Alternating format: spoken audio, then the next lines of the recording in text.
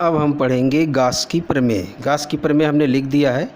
किसी बंद पृष्ठ से संबद्ध, ध्यान रहे ये केवल बंद पृष्ठ के लिए है, यानी गुब्बारा बंद हो, गोला बंद हो, कमरे की दरवाजे खिड़की सब बंद हो, यानी क्यूब हो, कोई भी पृष्ठ हो, चाहे रेगुलर हो चाहे इर्रेगुलर हो, बंद पृष्ठ से संबद्ध कुल विद्युत फ्लक्स उस पृष्ठ के अंदर स्थित कुल, ब्रैकेट में लिखा है नेट, यानी धनात्मक है धनात्मक लिखा जाएगा, ऋणात्मक है तो ऋणात्मक लिखा जाएगा, आवेश का 1/ε गुना होता है।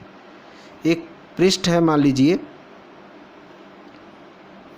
ये बंद पृष्ठ है, बंद पृष्ठ है मतलब ये खाली एक कर्व नहीं है, ये 3 डायमेंशन में एक मान लीजिए गुब्बारे की तरह से जिग जैग एक पृष्ठ है। सवाल हम करेंगे तो रेगुलर पृष्ठ रहेंगे, थ्योरी पढ़ते हैं तो उसमें किसी भी पृष्ठ के लिए पढ़ते हैं। यानी अगर इसके अंदर बहुत सारे आवेश हैं, Q1, Q2, Q3, Q4, Q5, Qn तक 10-20 हैं, तो जो फ्लक्स फाई होगा इस पूरे पृष्ठ द्वारा, जो कि बंद पृष्ठ है, सरफेस S, वह 1/ε0, ε0 मतलब बीच में कोई माध्यम नहीं है, निर्वात हो गया, Q1 + Q2 + Qn। ध्यान रहे आवेश धनात्मक है धनात्मक लिखा जाएगा, ऋणात्मक है तो ऋणात्मक लिखा जाएगा। अंदर कोई चार्ज नहीं है, यानी चार्ज 0 है तो फ्लक्स इसका क्या होगा, 0 होगा। इसको प्रूफ करेंगे हम लोग। एक चार्ज Q1 के कारण फ्लक्स निकाल लेंगे, फिर उसी तरह Q2 के कारण फ्लक्स होगा, उसी तरह Q3 के कारण फ्लक्स होगा, सारे फ्लक्स को हम जोड़ देंगे तो हमको टोटल फ्लक्स मिल जाएगा। क्यों जोड़ सकते हैं, क्योंकि अदिश राशि है। Q1 के कारण विद्युत फ्लक्स, एक पॉइंट P लेते हैं जहाँ से Q को P को मिलाएंगे, ये इस दिशा में R कैप, अगर इस दूरी को हम R ले लेते हैं, ध्यान रहे हर पॉइंट पर R कैप क्या होगा, बदलता जाएगा।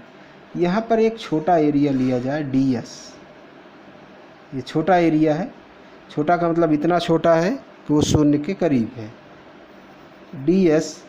तो इसका जो नॉर्मल वेक्टर है दिख रहा होगा कि ये लगभग किस दिशा में दिख रहा है, इस तरफ। ये मान लीजिए क्या है, n कैप, तो यहाँ का ये कोण क्या हो गया, थीटा।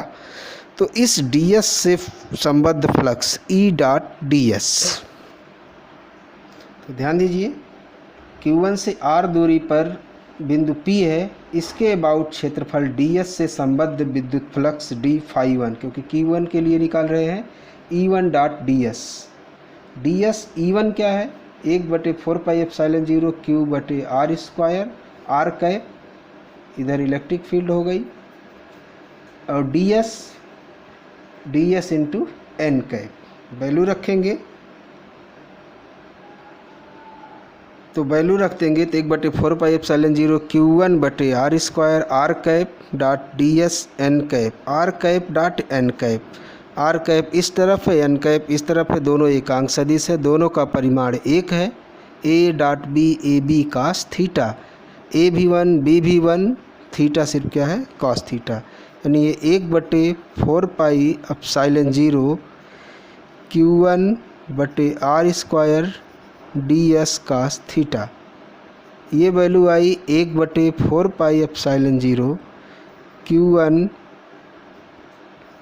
ds cos θ/r²। इस चीज़ को ध्यान देंगे अगर, तो हमने पढ़ाया है कि ये d ओमेगा होता है, यानी घन कोण होता है। अगर हम इसको ऐसे मिला दें, ये जो वैल्यू आएगी ये हमारी क्या है, d ओमेगा। हम लिख सकते हैं 1/4πε0 Q1 d ओमेगा, जहाँ d ओमेगा बराबर ds cos θ/r²। इसको अभी पहले वीडियो में पढ़ाए हैं। अब ये सिर्फ इस क्षेत्रफल से संबद्ध विद्युत फ्लक्स है। इसी तरह इसके बगल वाले के कारण निकालिए, इसके बगल वाले के कारण, जितने होंगे पूरा बंद पृष्ठ पर निकालिए। अतः कुल विद्युत फ्लक्स Q1 के कारण पूरे पृष्ठ से संबद्ध विद्युत फ्लक्स ∅1 इंटीग्रल पूरे पृष्ठ पर d∅1 1/4πε0 Q1 इंटीग्रल पूरे पृष्ठ पर d ओमेगा। और ये बंद पृष्ठ है, बंद पृष्ठ पर एक चक्कर पूरा घूम जाएंगे इसकी वैल्यू 4 पाई आती है। बंद पृष्ठ पर डी ओमेगा की वैल्यू क्या आती है 4 पाई, यानी φ1 बराबर हो गया 1/4 पाई एप्सिलॉन 0, 4 पाई Q1 छूट गया, Q1 ये आ गया 1/एप्सिलॉन 0 Q1। एक आवेश के कारण इतना आ गया। इसी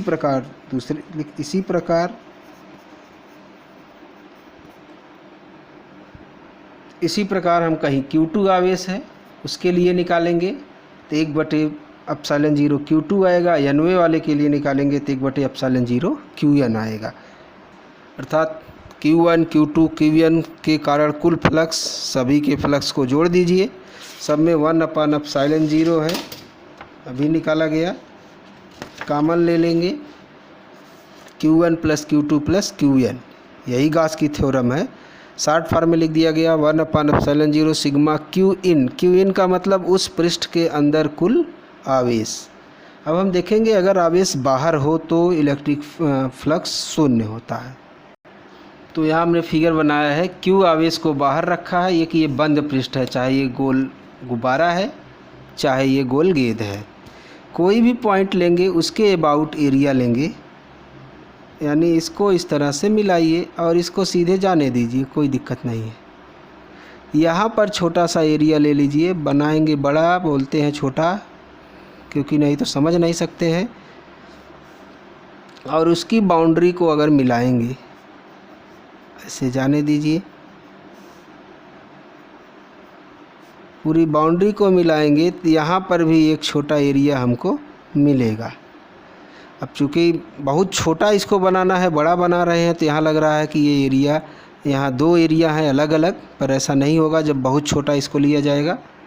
तो यहाँ पर देख रहे होंगे जो घनकोण ये बना रहा है इस पॉइंट पर, वही घनकोण ये वाला पृष्ठ भी यहाँ पर बना रहा है।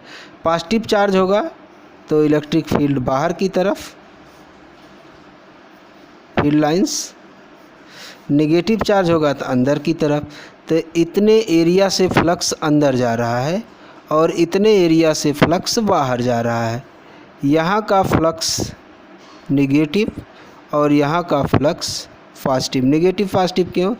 इसका जो n कैप है वो इसके साथ अधिक कोण बना रहा है, इसका n कैप इसके साथ न्यून कोण बना रहा है, और ये चार्ज हमने पॉजिटिव लिया है। यही चार्ज नेगेटिव ले लेंगे तो ये अंदर की तरफ हो जाएगा, ये अधिक कोण रहेगा, नेगेटिव आएगा, लेकिन ये चार्ज नेगेटिव होने के कारण इलेक्ट्रिक फील्ड में माइनस साइन रहेगा, ये फ्लक्स पॉजिटिव हो जाएगा। जो बाहर जा रहा है वह फ्लक्स पॉजिटिव और जो अंदर आ रहा है वह फ्लक्स नेगेटिव। यानी इस एरिया से जितना फ्लक्स अंदर आ रहा है दूसरे एरिया से उतना फ्लक्स बाहर जा रहा है, इसलिए टोटल फ्लक्स क्या है? 0 है। तो जितने ds बनेंगे, हर ds कहीं भी बना देंगे, तो इस तरह से हमको मिल जाएगा कि जितना फ्लक्स अंदर आता है उतना ही फ्लक्स बाहर जाता है, इसलिए टोटल फ्लक्स क्या होता है? शून्य होता है। यानी आवेश बाहर स्थित होगा तो टोटल फ्लक्स शून्य होगा। तो इस चीज़ को हमने लिख दिया कि Q आवेश के कारण ds1 से जितना फ्लक्स अंदर की तरफ दृष्ट है, इनवर्ड है, Q/4πε0 डी ओमेगा। अभी हम लोगों ने निकाला था φ1 बराबर 1/4 pi epsilon 0 Q into 4 pi, ये आ गया 1/4 pi epsilon 0 Q1 into D omega. D φ1 1/4 pi epsilon 0 Q1/डी ओमेगा। तो यहाँ Q लिख दिया गया। वही जितना फ्लक्स इनवर्ड है उतना ही फ्लक्स आउटवर्ड है। ये वैल्यू नहीं भी लिखेंगे तो कोई दिक्कत नहीं है, पर लिखना पड़ेगा कि बाहर है तो फ्लक्स क्या होगा? 0 होगा। वो इसलिए कि अंदर और बाहर सेम अमाउंट में फ्लक्स एग्जिस्ट कर रहे हैं, जिससे टोटल फ्लक्स शून्य होता है। तो गॉस की थ्योरम प्रूफ करने के लिए आती है, तो पहला पार्ट और ये पार्ट दोनों ज़रूर किया करिए। इस पार्ट को अक्सर छोड़ देते हैं जिससे कुछ नंबर काटने पड़ते हैं। संभवतः 18 तारीख से फिजिक्स का मूल्यांकन हो, यानी कापियाँ चेक होंगी, तो सोमवार से हो सकता है। अगर कापी चेक होगी तो हम क्लास नहीं ले पाएंगे। फिर जैसे ही कापी चेक होगी दोबारा क्लास लेंगे तो गॉस के प्रमेय के अनुप्रयोग पढ़ाएंगे।